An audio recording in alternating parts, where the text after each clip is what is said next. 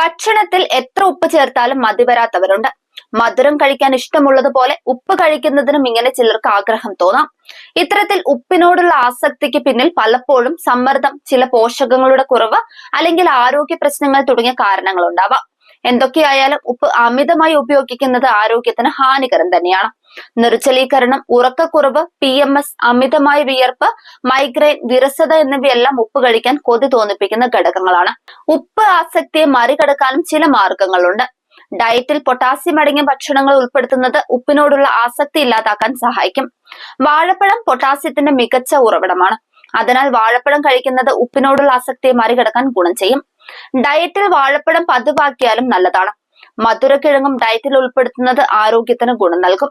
മധുരക്കിഴങ്ങിലും potassium ധാരാളമായിട്ടുണ്ട്. Potassium അടങ്ങിയ ഇലക്കറിയാണ് ചീര. ഇത് കഴിക്കുന്നത് ഉപ്പിനോടുള്ള ആസക്തി കുറയ്ക്കാൻ സഹായിക്കും. ഇതൊന്നും കൂടാതെ വെള്ളം ധാരാളം കുടിക്കുകയും അതുപോലെ മാനസിക സമ്മർദ്ദം കുറയ്ക്കുകയും വേണം. രാത്രി നന്നായി ഉറങ്ങുകയും ചെയ്താൽ ഉപ്പിനോടുള്ള ആസക്തി കുറയ്ക്കാൻ സാധിക്കും. സോഡിയം എന്ന ഘടകം ശരീരത്തിൽ കൃത്യമായി എത്തുന്നത് ഉപ്പിലൂടെയാണ്. എന്നാൽ ഉപ്പ് അമിതമായി കഴിച്ചാൽ അത് പല ആരോഗ്യ പ്രശ്നങ്ങൾക്കും കാരണമാകും. ഉപ്പ് അമിതമായി കഴിക്കുന്നത് പ്രമേഹ സാധ്യത വർദ്ധിപ്പിക്കുന്നതായാണ് പുതിയ പഠനങ്ങൾ പറയുന്നത്. ഉപ്പ് പരിമിതപ്പെടുത്തുന്നത് ഹൃദയ സംബന്ധമായ അസുഖങ്ങളും ഉയർന്ന രക്തസമ്മർദ്ദവും കുറയ്ക്കും. മാത്രമല്ല, ഉപ്പ് ഒഴിവാക്കുന്നത് ടൈപ്പ് 2 പ്രമേഹം വരാനുള്ള സാധ്യത കുറയ്ക്കാൻ സഹായിക്കുന്നുണ്ട്. US-ലെ Tulane university school of public health and tropical മെഡിസിനിലെ ഗവേഷകരാണ് ഇതിനെക്കുറിച്ചുള്ള പഠനം നടത്തിയത്.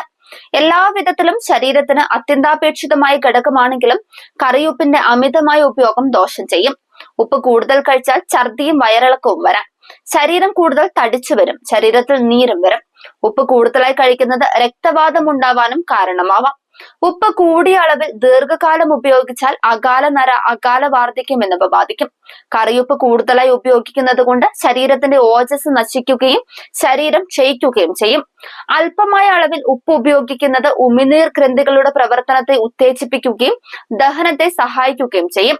കടലിൽ നിന്നെടുക്കുന്ന ഉപ്പിൽ അയഡിൻ അടങ്ങിയിട്ടുള്ളത് കൊണ്ട് ഗോയിറ്റർ പോലുള്ള ഗ്രന്ഥിവീക്കങ്ങൾ തടയാൻ കഴിയും. സന്ധിവേദനയും ഗ്രന്ഥിവീക്കവും ഉള്ളവർക്ക് ഉപ്പ് കിഴികെട്ടി സ്വേദിപ്പിക്കാം. തൊണ്ടവേദന, തൊണ്ടയിലെ പഴുപ്പ് എന്നീ രോഗങ്ങളുള്ളവർ ഉപ്പുവെള്ളം കവിളിൽ കൊള്ളുന്നത് നല്ലതാണ്.